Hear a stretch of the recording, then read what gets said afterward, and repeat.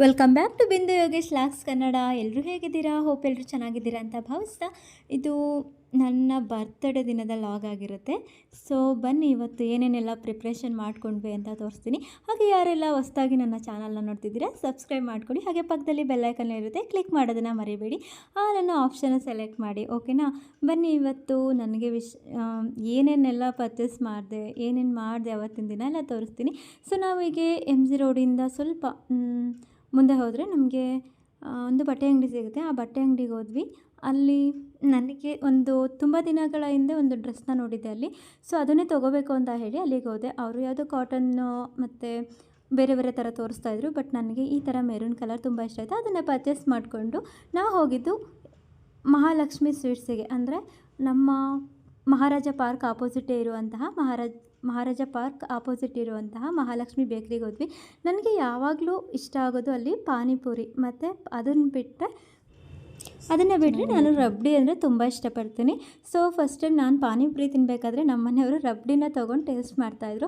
ಅವ್ರಿಗೆ ತುಂಬ ಇಷ್ಟ ಆಗಿತ್ತು. ನಾನು ಯಾವಾಗ ಬಂದರೂ ಅದನ್ನೇ ತಿಂತಿದ್ದೆ, ಬಟ್ ಅವರು ಸ್ವೀಟ್ ಇರುತ್ತೆ ಅಂತ ತಿಂತಿರಲಿಲ್ಲ. ಬಟ್ ಈ ಸಾರಿ ನಾನು ಪಾನಿಪುರಿ ತೊಗೊಂಡ್ರೆ ಅವರು ರಬ್ಡಿನ ತೊಗೊಂಡು ತಿಂತಾಯಿದ್ರು.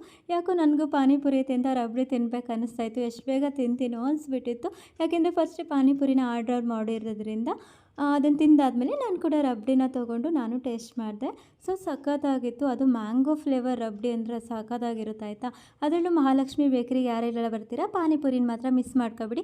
ಅಲ್ಲಿ ಕೊಡೋ ಪಾನಿ ಅಂತೂ ನೆಕ್ಸ್ಟ್ ಲೆವೆಲ್ ಅಂತ ಹೇಳ್ಬೋದು.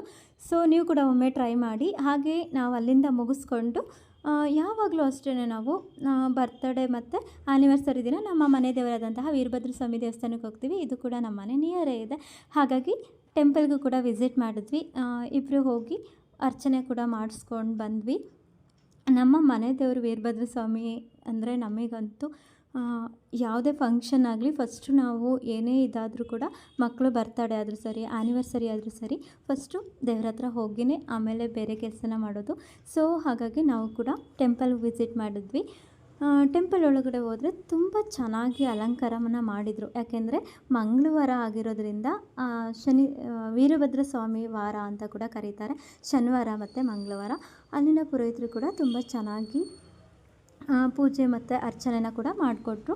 ನನಗಂತೂ ಅಲ್ಲೇ ದೇವಸ್ಥಾನದಲ್ಲೇ ಇದ್ದರೆ ಆಚೆಗೆ ಬರೋಕ್ಕೆ ಮನಸ್ಸಾಗಲ್ಲ.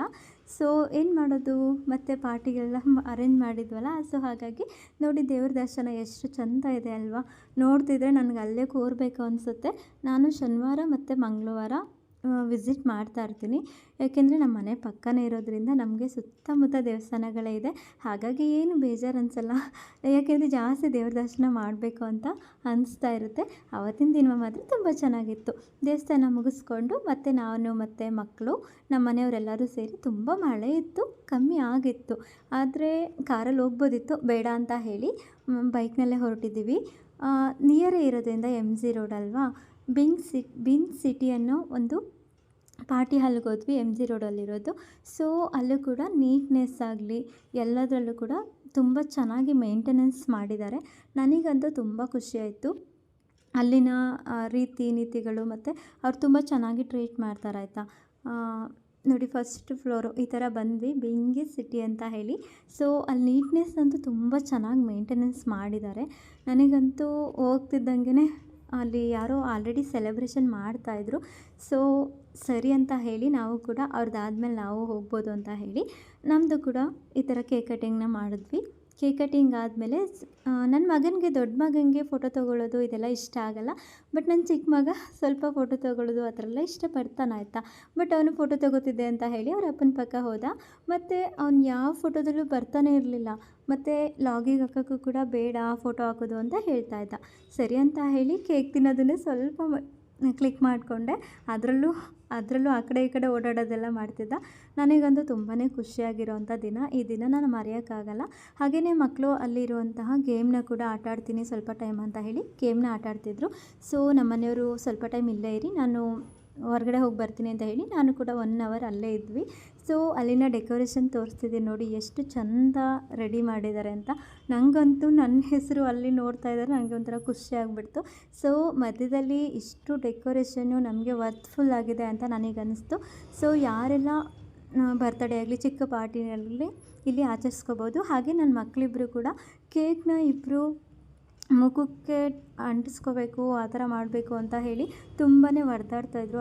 ಅಲ್ಲೂ ಕೂಡ ಸೈಲೆಂಟಾಗಿರ್ತಿಲ್ಲ. ನಂಗೆ ಮೇಂಟೈನ್ ಮಾಡೋದು ತುಂಬಾ ಕಷ್ಟ ಆಗಿಬಿಡ್ತು. ಹಾಗೆ ಕೆಲವೊಂದಿಷ್ಟು ಫೋಟೋಸ್ಗಳನ್ನ ನಾನು ಅಲ್ಲಿ ಕ್ಲಿಕ್ ಮಾಡ್ಕೊಂಡಿದ್ದೆ. ಅದನ್ನು ಕೂಡ ನಿಮ್ಮ ಹತ್ರ ಶೇರ್ ಮಾಡ್ಕೊಂಡಿದ್ದೀನಿ. ಇದರಲ್ಲಿ ಯಾವ್ದು ಇಷ್ಟ ಆಗುತ್ತೆ ಅಂತ ಹೇಳಿ ಕಮೆಂಟ್ ಬಾಕ್ಸಲ್ಲಿ ಕಮೆಂಟ್ ಹಾಕೋದನ್ನು ಮರಿಬೇಡಿ. ಹಾಗೆ ಯಾರೆಲ್ಲ ಇನ್ನೂ ನನ್ನ ಚಾನಲ್ನ ಸಬ್ಸ್ಕ್ರೈಬ್ ಮಾಡ್ಕೊಂಡಿಲ್ಲ ದಯವಿಟ್ಟು ಸಬ್ಸ್ಕ್ರೈಬ್ ಮಾಡ್ಕೊಳ್ಳಿ.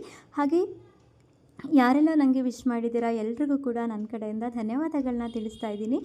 ಸೊ ಇವತ್ತಿನ ದಿನ ಹೀಗಾಗಿತ್ತು. ಸೊ ನಿಮಗೆ ಏನು ಅನಿಸುತ್ತೆ ಅಂತ ಹೇಳಿ ಕಮೆಂಟ್ ಬಾಕ್ಸಲ್ಲಿ ಕಮೆಂಟ್ ಹಾಕೋದನ್ನು ಮರಿಬೇಡಿ.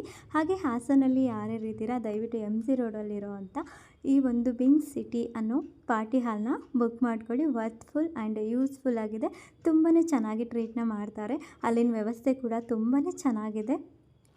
ನಿಮಗೆ ಕೇಕ್ ಆರ್ಡರು ತವಿಂದ ಹಿಡಿದು ಎಲ್ಲ ಕೂಡ ಅವರೇ ಮಾಡಿಕೊಡ್ತಾರೆ. ನಿಮ್ಗೆ ಯಾವ ಥರ ಕೇಕ್ ಬೇಕು ಅಂತ ಹೇಳಿದ್ರೆ ಅವರೇ ಎಲ್ಲ ಪ್ರಿಪ್ರೇಷನ್ನ ಕೂಡ ಮಾಡಿಕೊಡ್ತಾರೆ. ನೋಡಿ ಡೆಕೋರೇಷನ್ ಕೂಡ ಅಲ್ಟಿಮೇಟ್ ಆಗಿತ್ತು. ನನಗಂತೂ ಹೋದ ತಕ್ಷಣ ಫುಲ್ ಶಾಕ್ ಆಯಿತಾ, ಇಷ್ಟು ಚೆನ್ನಾಗಿರುತ್ತಾ ಲೈಟಿಂಗ್ಸು ಅದು ಇದು ಅಂತ ಹೇಳಿ. ನನಗಂತೂ ಸೆಲ್ಫಿ ತೊಗೊಳ್ಳೋದು ಇದೇ ಆಗೋಗ್ಬಿಟ್ಟಿತ್ತು. Thank you so much.